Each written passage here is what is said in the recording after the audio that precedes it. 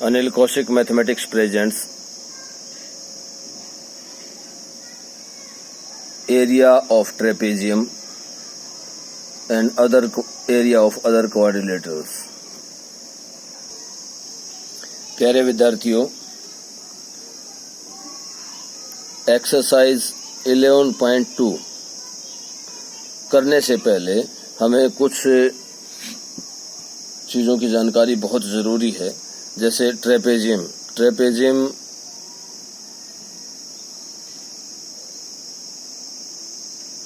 Trapezium होता क्या है? देखिए, मैं ट्रेपेजियम का फिगर बना रहा हूं। ये क्या है? ये एक ट्रेपेजियम है। ट्रेपेजियम क्या है? जिसमें एच जो है वो सेम है, means one parallel side, one pair of opposite parallel sides की अपोजिट पेयर्स, एक जोड़ा जो है वो क्या है?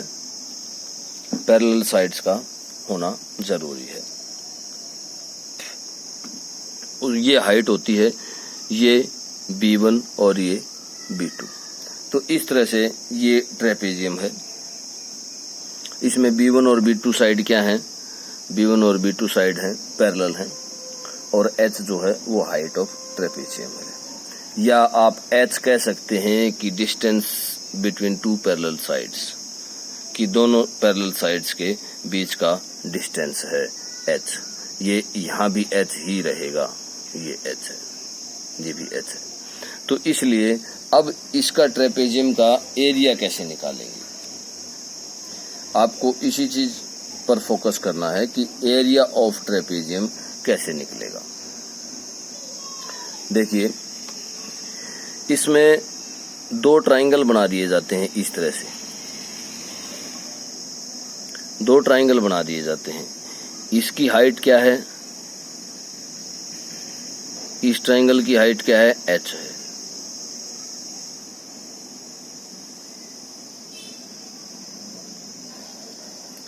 तो दोनों की हाइट सेम होगी, तो इस तरह से एरिया ऑफ ट्रेपेजियम क्या होगा?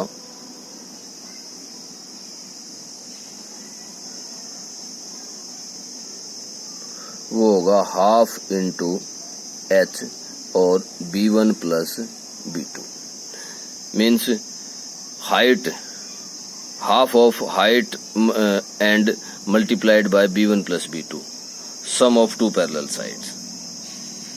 तो इस तरह से आपको ये याद रखना है कि एरिया ऑफ ट्रेपेजियम कैसे निकलेगा। उसके बाद आपके सिलेबस में है कि area of general quadrilateral,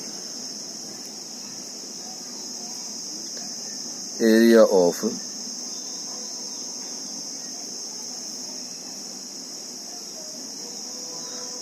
general quadrilateral. General quadrilateral से आप क्या समझते हैं? देखिए कि कोई भी चतुर्भुज दे रखी हो, किसी भी तरह की दे रखी हो, उसमें आपको यूं नहीं समझना है कि भाई ये पैरेलल ही होगी या किसी भी तरह की दूसरी तरह की होगी। ये इस तरह से आपको दिया जा सकता है। इसमें A, B, C, D, ये एक जनरल क्वाड्रिलेटरल है। कुछ भी कोई भी साइड दे दे वो, तो उसकी कैसे निकालने हैं? तो आपको मेन डायगोनल AC जो है वो मिलाना है, फिर इससे इसके ऊपर परपेंडिकुलर ड्रा करने हैं H1 एंड इससे इसके ऊपर परपेंडिकुलर ड्रा करने हैं, ये क्या है? H2। ये इस तरह से। अब इसका एरिया कैसे निकलेगा? एरिया कैसे निकलेगा? इसका एरिया भी इसी तरह से निकलेगा। आप half into AC main diagonal, और क्या आ जाएगा कि H1 प्लस H2। तो इसका एरिया जो जनरल क्वाड्रिलेटरल है उसका एरिया भी इसी तरह से निकलेगा। जो मेन डायगोनल है, half into main diagonal and sum of both perpendiculars which are based on main diagonals. जो मेन डायगोनल के ऊपर बेस हैं वो परपेंडिकुलर। तो इस तरह से आपको निकालना है। अब है एरिया ऑफ रोम्बस।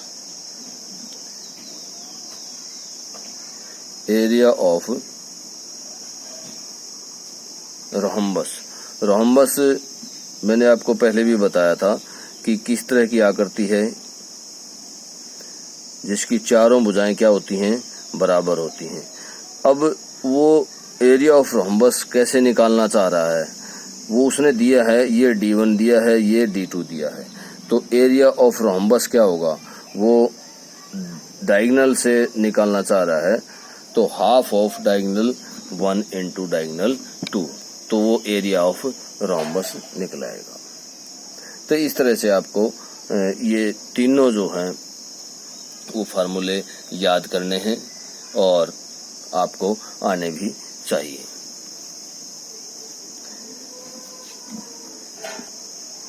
अब इसी में मैं थोड़ा सा आपको एक और समझाना चाह रहा हूं, मैं यहां पर समझाता हूं। वो एरिया ऑफ पॉलीगन, कि कोई भी पॉलीगन दे रखा हो उसका एरिया आप कैसे निकालेंगे। तो देखिए, सिर्फ आपको एक ही चीज समझानी है यहां पर। भाई कोई भी पॉलीगन दे रखा है, इस तरह का पॉलीगन दे दिया, जो ये कोई भी पॉलीगन दे दिया, इसका एरिया कैसे निकालेंगे। आप इसमें सिर्फ इस तरह से ट्रायंगल बनाइए,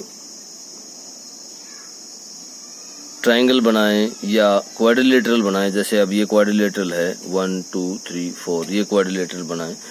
इस तरह से आप मिलाते जाइए और कोशिश कीजिए ट्रायंगल बनाने की, कोशिश कीजिए क्या बनाने की, ट्रायंगल बनाने की कोशिश कीजिए। इस तरह से आप उसको कंस्ट्रक्ट कर लीजिए और आपके पास ये सारे डायमेंशन होने चाहिए। और ये सारे डायमेंशन होंगे तो आप जैसे इसको फर्स्ट पार्ट कह दें, इसको सेकंड पार्ट कह दें, इसको थर्ड पार्ट, ये फोर्थ पार्ट और ये फिफ्थ पार्ट। तो कैसे फिगर का एरिया निकालेंगे कि area of first plus second plus third plus fourth plus fifth. तो इस तरह से सब का एरिया जोड़ने के बाद इस पूरे फिगर का एरिया आ जाएगा, मीन्स इस पॉलीगन का एरिया आ जाएगा। तो इस तरह से इस बात का आपको खास ध्यान रखना है कि कोशिश कीजिए कि सारे के सारे क्या बना दिए जाएं, ट्रायंगल्स बना दिए जाएं। कोई भी पॉलीगन है उसको ट्रायंगल्स में तोड़ दिया जाए ताकि हम इजीली उसका एरिया निकाल सकें। ठीक है, ओके, थैंक यू।